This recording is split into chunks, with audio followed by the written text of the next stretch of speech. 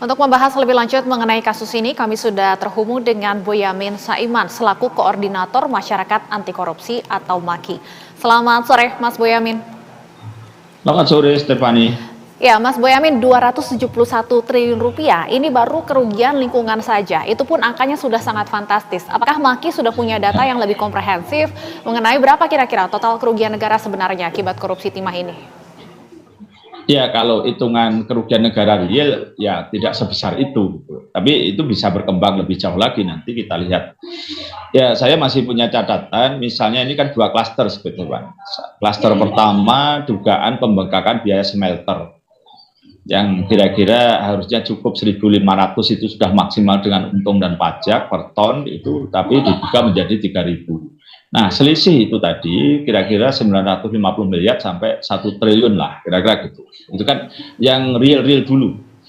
Yang kedua adalah dugaan illegal mining atau tambang ilegal yang diduga perusahaan-perusahaan swasta tadi mengambil dari miliknya PT Timah seakan-akan menjadi miliknya sendiri, terus kemudian di smelter, kemudian dijual kepada PT Timah. Jadi ini kalau oknum nakal PT Timahnya itu diduga bersekongkol dengan pihak luar, mencuri barangnya sendiri, terus kemudian dijual kepada perusahaan. Nah, perusahaan harusnya untung besar menjadi untung kecil atau bahkan rugi gitu. Jadi itu, nah itu kira-kira ya perkiraan saya loh ya, kerugiannya 10 sampai 20 triliun. Tapi tidak tahu nanti kalau bisa membengkak lebih banyak ya, itu menjadi kewenangan penyidik untuk memformulakan kerugian-kerugian itu seperti apa. Tapi catatan-catatan yang lain misalnya kan memang dari tersangka itu catatan saya misalnya 1,9 M, nggak sampai 1, dalam tahun 2019 dia menerima 1,6 M.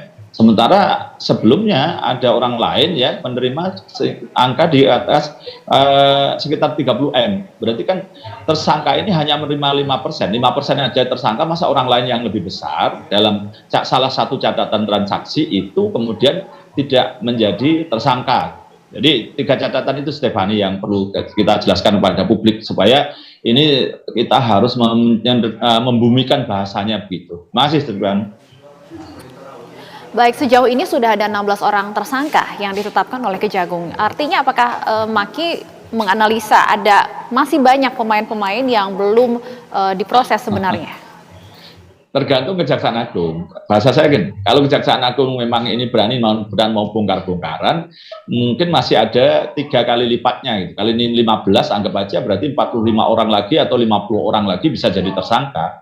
Karena ini banyak yang menikmati, bahkan juga oknum juga ada yang menikmati, dan rangkaian dari proses 5 tahun ini perusahaan-perusahaan yang swasta tadi aja catatan saya di atas 50 perusahaan. Nah, kalau itu ada direksi, ada komisaris, ada yang mengurus, dan juga dugaannya money changer yang dibuat melakukan transaksi keuangan tanda kutip juga mencuci uangnya, dan juga bisa jadi kena pasal penadahan, banyak lagi begitu. Kalau memang mau bersih-bersih akan banyak. Ini baru pemanasan level saya gitu.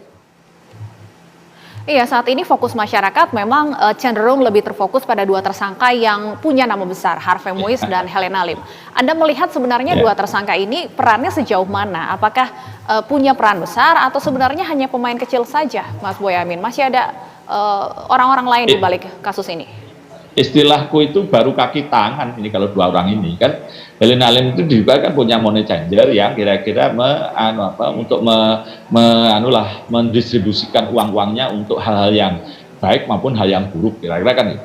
Nah, kalau Harvey Muiz ini hanya level pekerja, meskipun jabatannya direksi dan komisaris misalnya di beberapa perusahaan, tapi sebenarnya masih level pekerja, dianggap pekerja profesional, tapi pekerjaannya yang diduga nggak benar.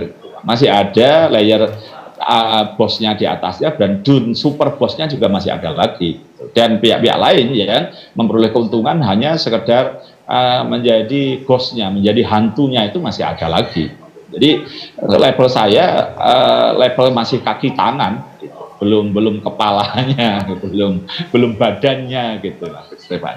Dan 271 triliun ini bahkan dihitung baru dari tahun 2015 sampai tahun 2022 saja. Apakah sebenarnya MAKI melihat kasus ini sudah terjadi jauh sebelum itu, kasus-kasus korupsi yang berkaitan dengan timah? Yang masif memang yang masif sekitar tahun itu, Stefani, karena ini melibatkan kemudian perusahaan-perusahaan swasta yang monopoli atau terintegrasi yang diduga berkaitan bermain penambangan ilegal dan markupnya semeter tadi gitu. Tapi sebelum-sebelumnya memang rakyat biasa itu ya level-level 1, 2 orang, 5 orang berkelompok, kemudian menambang, kemudian diserahkan PT Timah. Itu mereka levelnya sebenarnya pekerja gitu. Tapi kadang-kadang mereka bergaya seakan-akan menjual gitu. Jadi sekelas pengusaha lokal lah kira-kira gitu, kecil-kecilan yang ya bisa jadi CV atau beberapa orang bergerombol. Dan itu levelnya masih sebenarnya bisa saja dianggap penambangan ilegal karena mereka menambang tanpa izin di miliknya PT Timah. Tapi kan kemudian diserahkan pada PT Timah. Jadi ini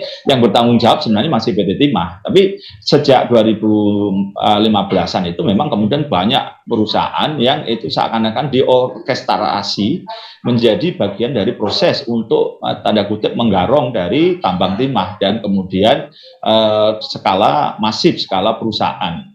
Jadi ini yang catatan saya seperti itu sebenarnya. Tapi sebenarnya meskipun bisa jadi rakyat biasa tadi ilegal itu, nah ini malah justru ilegal itu diambil skala perusahaan malah jadinya. Gambaran sederhananya begitu, Stefan.